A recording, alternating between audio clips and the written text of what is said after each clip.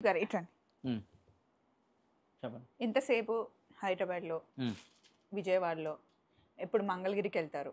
అటు చుట్టుపక్కల ఇక్కడేనా? మనము అమెరికాకి వెళ్దామండి. చికాగోలో, డల్లాస్‌లో ఎగ్జిబిషన్ పెడదాం. ఎగ్జిబిషన్ ఏంటి ఇప్పుడు అక్కడ నుంచి మనకి ఫ్రాంచైజీ కావాలని చెప్పి అడుగుతున్నారు. హ్మ్. సేమ్ మీరు చెప్పిన చోటే హ్మ్.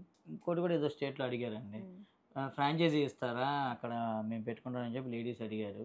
ఫ్రాంచైజీలు అయితే ఇచ్చే ఉద్దేశ్యం ఏం లేదులే గానీ ఎక్కడ కూడా మనకి ఎగ్జిబిషన్ అంటే పెట్టొచ్చేమో. పెట్టొచ్చు. కానీ ఒక బ్రాంచ్ పెడదామా అట్లా డల్లాస్‌లో? అసలు నాకు, యష్‌కి ఇద్దరికి వీసాలున్నాయి.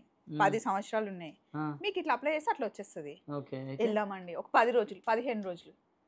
ఏదో చాక్లేట్ లండన్‌లో తిందామా, పెడదాం. బిస్కెట్ తిందామా అన్నట్టు అడుగుతున్నారు ఈళ్ళు.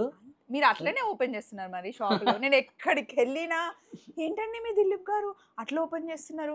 బినామీలు ఉన్నారా? ఎక్కడి నుండి డబ్బులు వస్తున్నాయి? అసలు ఏమైనా అది మాత్రం జాబ్‌పాట్ టాప్ తగిలిందా? జోక్ అది నేను నిజంగా. చెప్పా వాళ్ళ ఇంట్లో వాళ్ళు తవ్వుతూ ఉంటారండి. లంక తవ్వుతుంటాం. బిందెలు వస్తుంటాయి. ఒక బ్రాంచ్ కావాలన్నప్పుడల్లా తవ్వటమే. తీసుకోవడం, తవ్వటమే. పెట్టడం. ఊరికే జోక్ చేస్తున్నారు. అంతా హార్డ్ వర్క్ వల్లే అయిందండి. కానీ ఒకసారి ఆలోచించండి యూఎస్ వెళ్తే. డెఫినెట్‌గా ఆలోచిద్దాం. మేమైతే బతుకమ్మ టైంకి రావాలని ప్లాన్ చేస్తున్నాం. ఈయన కూడా వస్తే పట్టుకొస్తాం. Bye bye. షూర్. మిస్ అమ్మ మాది మాది కాదు కాదు మనది. మనది. నెక్స్ట్ ఎక్కడో మీరే చెప్పాలి.